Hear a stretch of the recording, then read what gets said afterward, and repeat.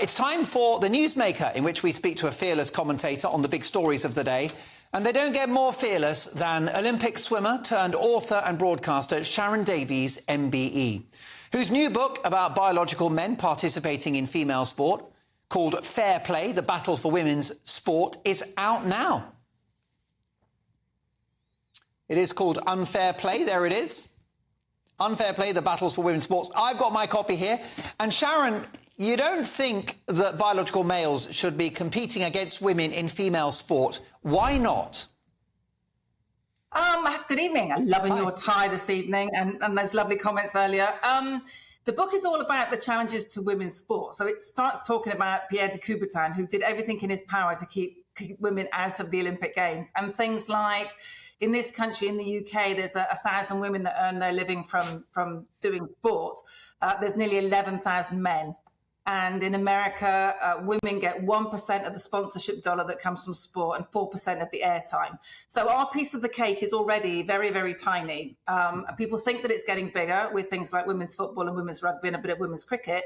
But sadly, a lot of other sports are getting practically no coverage at all. And if I went onto the high street and said, please name me, Britain's best female swimmer, you'd probably really struggle, even though we've got 2 Olympic gold medalists. So it's hard going, and now we've got this situation where there's 18 peer-reviewed studies in the world. Not a single one of them says that we can remove male puberty advantage, and that's why we have men and women's races. We have those races separate because they're very different. Anywhere between 10 and 30% at the Olympic Games, which is massive. This is this is half the length of the swimming pool. Okay, that's how different it is. And by suppressing testosterone, we can't remove that advantage, and we know that. We absolutely categorically know that. So at the moment, what we're asking, we're literally saying to young girls and to women, you're not worthy of fair sport. We're not going to give you fair sport. And that's what I have a problem with. I absolutely don't have a problem with everyone being welcome in sport. I've fought all my life for everyone to be welcome in sport. But it just must be fair. And we mustn't remove, the opportunity for young women to have great opportunities in sport that equal the opportunities that men get. We've fought so hard and we've still got a lot of fighting to do. But at the moment, we're going backwards, and it's really distressing. Your views are hardly controversial, Sharron. And in fact, the world's most famous trans woman, Caitlyn Jenner, has said biological men participating in female sport is deeply unfair and must stop. Have you paid a personal price for your views on this? Yeah, absolutely. I mean, the abuse that you get, sometimes it feels very much like a misogynistic movement. It feels like a men's rights movement in lots of cases.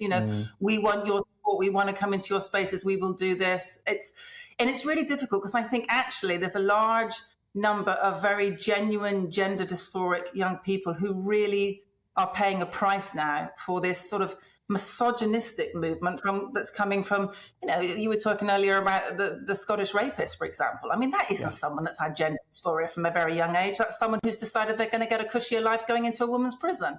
And unfortunately, then that has a terrible effect on people that have genuine gender dysphoria. So I think we need to really step back and we need to look at what we're doing at the moment. This was a mental health condition for a very long time. And then the World Health Organization moved it out of being a mental health condition.